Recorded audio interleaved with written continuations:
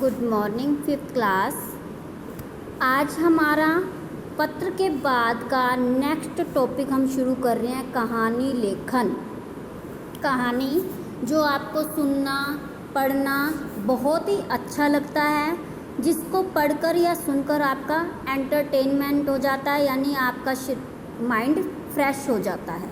तो आज की जो हमारी कहानी है वो है जैसे को तैसा। किसी जंगल में लोमड़ी रहती थी। उसका मित्र एक सारस था। वह पास के तालाब में रहता था।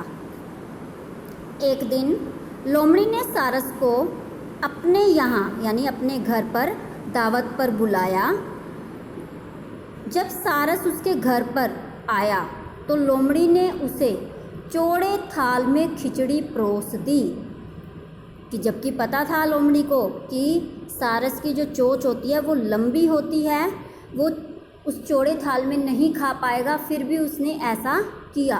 अपनी लंबी चोंच होने के कारण सारस थोड़ी सी खिचड़ी खा सका, परंतु लोमड़ी ने सारी की सारी खिचड़ी चट कर दी। सारस भूखा ही लौट गया।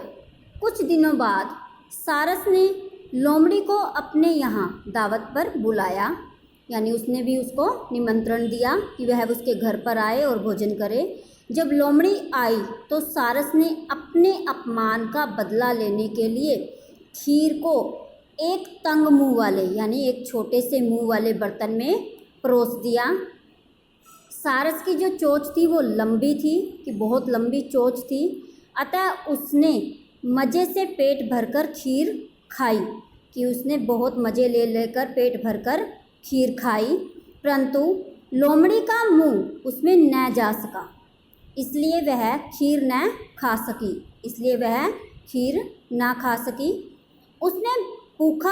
उसे भूखा ही रहना पड़ा।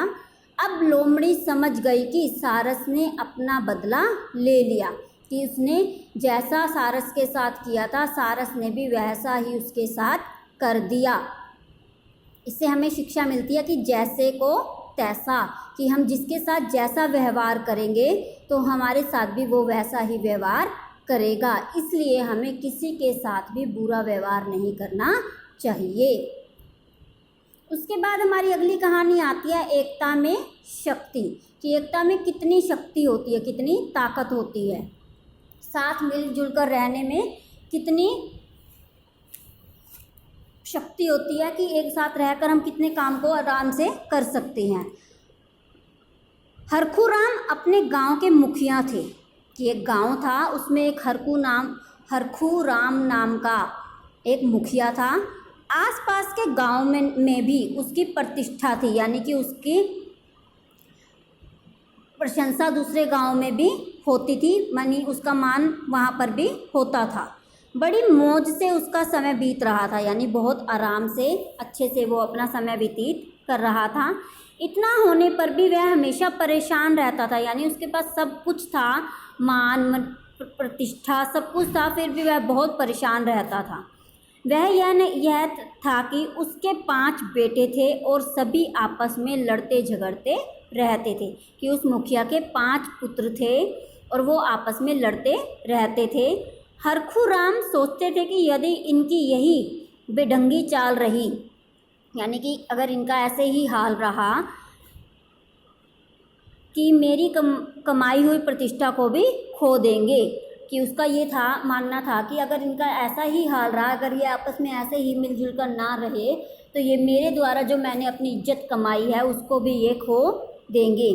साथ ही कोई भी बेइज्जत करता रहेगा, कि कोई भी हमारी बेइज्जती कर कर चला जाएगा इनके इस ऐसे व्यवहार के कारण।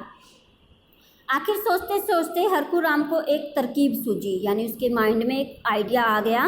एक दिन उसने अपने 5 लड़कों को अपने पास बुलाया।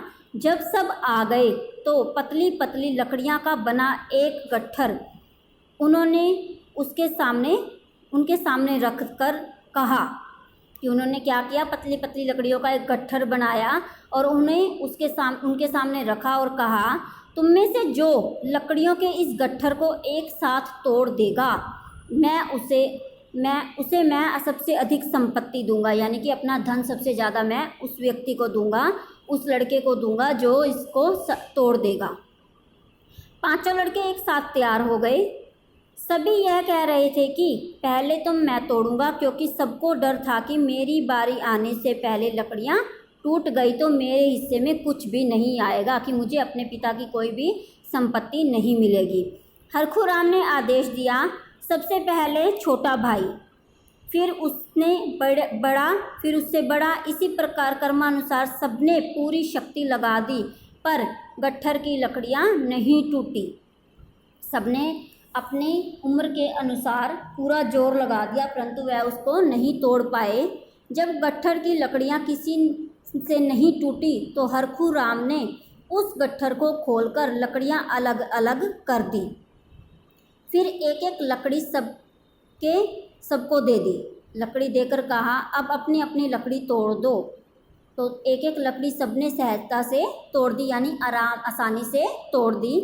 तब हरखूराम ने अपने पांचों बेटों को संबोधित करते हुए कहा, कि उन्हें बताते हुए कहा कि देखो, तुम लोगों ने जब यह इकट्ठी बंधी थी, तुम में से कोई भी इन्हें नहीं तोड़ सका।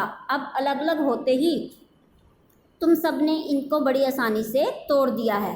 यह कहकर हरखूराम ने पांचों बेटों की ओर देखा और कहा, मैं ठीक कह रहा हूँ ना? सबने सिर हिलाया। हाँ, मैं हरखूराम बोला। सबने सिर हिलाया, हाँ पिताजी। हरखूराम बोला, यदि तुम लोग आपस में मेल से रहोगे तो तुम में शत्रुता करने की कोई भी सोचेगा भी नहीं। यही यदि करोगे तो मैं सफल नहीं होऊंगा। कि उन्होंने ये समझाया कि अगर तुम सब मिलजुल कर रहोगे तो तुम्हें कोई भी अलग नहीं कर पाएगा, परंतु अगर तुम ऐसे ही लड़ते झगड़ते रहोगे तो मैं भी कुछ नहीं कर पाऊंगा और तुम्हारे अंदर दुश्मनी पैदा हो जाएगी। तुम सब मेल जोल कर अपना जीवन बिताओ। पांचों पुत्रों को पिताजी की बात समझाई हुई समझ में आ गई, बहुत अच्छे से समझ में आ गई। और उस दिन के बाद वो पांचों पुत्र मिलजुल कर बिना लड़ाई झगड़े के रहने लगे। इसी से हमें यह शिक्षा मिलती है कि एकता में शक्ति होती है। जितना कार्य हम मिलजुल कर सकते हैं, उतना हम अकेले में रहकर नहीं कर सकते। अकेले व्यक्ति से कोई भी कार्य